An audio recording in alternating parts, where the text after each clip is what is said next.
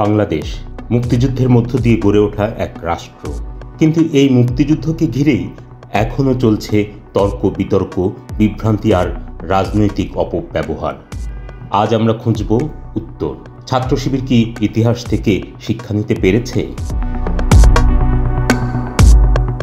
২৪-এর গণ অভ্যুত্থানে শেখ হাসিনার স্বৈরাচারী সরকারের পতনের পর নতুন বাস্তবতায় জামায়াতে ইসলামী আবারও অন্যতম প্রধান শক্তি হয়ে ওঠে, আর তার সঙ্গে সঙ্গে ইসলামী ছাত্র শিবির প্রভাব বিস্তার ঘটাতে থাকে বিভিন্ন শিক্ষা প্রতিষ্ঠানে। কিন্তু মনে রাখতে হবে, ১৯৭১ সালে জামায়াত মুক্তিযুদ্ধের বিরোধিতা করেছিল। শুধু বিরোধিতা নয়, তারা রাজাকার আলবদর আল শামস গঠন করে হত্যা, ধর্ষণ, অগ্নিসংযোগ সহ মানবতা বিরোধী অপরাধে জড়িত ছিল। তখনকার ছাত্র সংগঠন ইসলামী ছাত্র সংঘও এ অপরাধে ঘনিষ্ঠভাবে সম্পৃক্ত ছিল। স্বাধীনতার পর জামায়াত নিষিদ্ধ হয়। ছাত্রসংঘ নতুন নামে ফিরে আসে ইসলামী ছাত্র শিবির হিসেবে। জিয়াউর রহমানের শাসনকালে রাজনীতির অনুমোদন পেলেও এরশাদের শাসন আমলে রাজনীতিতে পায়ের তলায় মাটি পায় তারা। বিশ্ববিদ্যালয় ক্যাম্পাসগুলোতে তাদের দাপট বাড়তে থাকে, সঙ্গে বাড়তে থাকে সহিংসতার অভিযোগও। ৯০-এর দশক থেকে শিবির নিজেদেরকে একটি সংগঠিত শক্তি হিসেবে প্রতিষ্ঠা করে। স্কুল কলেজের পর্যায় থেকে সদস্য সংগ্রহ, কোচিং সেন্টার চালানো, সাবেকদের সঙ্গে যোগাযোগ, এভাবেই তারা তাদের শক্ত ঘাঁটি তৈরি করে।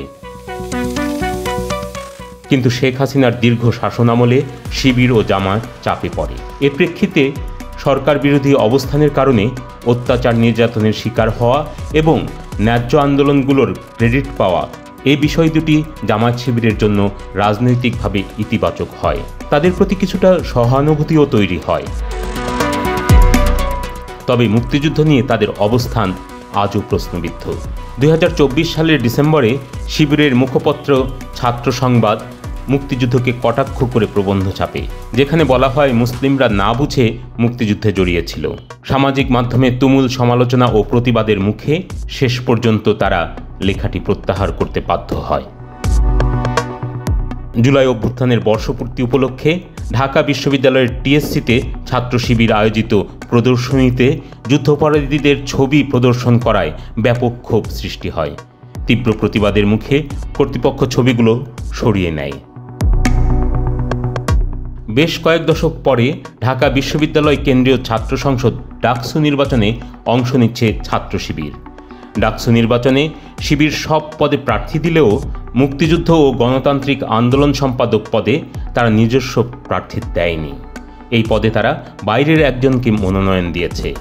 এ থেকে স্পষ্ট মুক্তিযুদ্ধকে তারা এখনও রাজনৈতিক ও সাংগঠনিকভাবে গ্রহণ করতে পারেনি।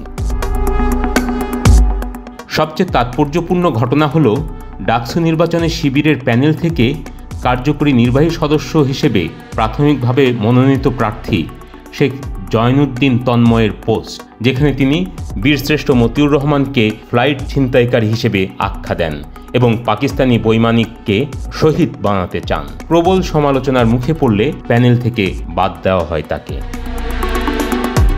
এসব ঘটনার মধ্য দিয়ে পরিষ্কার, ছাত্র শিবিরের মুক্তিযুদ্ধ বিষয়ক অবস্থান এখনও বিভ্রান্তিকর। কখনো সরাসরি বিরোধিতা না করলেও তাদের কথায় লেখায় মুক্তিযুদ্ধকে খাটো করার প্রবণতা রয়ে গেছে। মুক্তিযুদ্ধের চেতনার কথা বলে আওয়ামী লীগ নানা অন্যায় অত্যাচার করেছে, নিজেদের আখের গুছিয়েছে, এ কথা সত্য।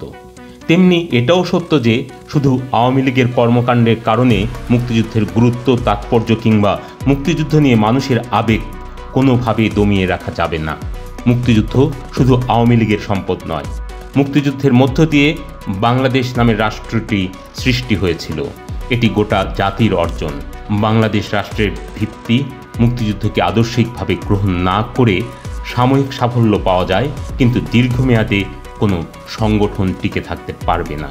কোনো না কোনো সময় বাংলাদেশের মানুষ তাদের প্রত্যাখ্যান করবেই।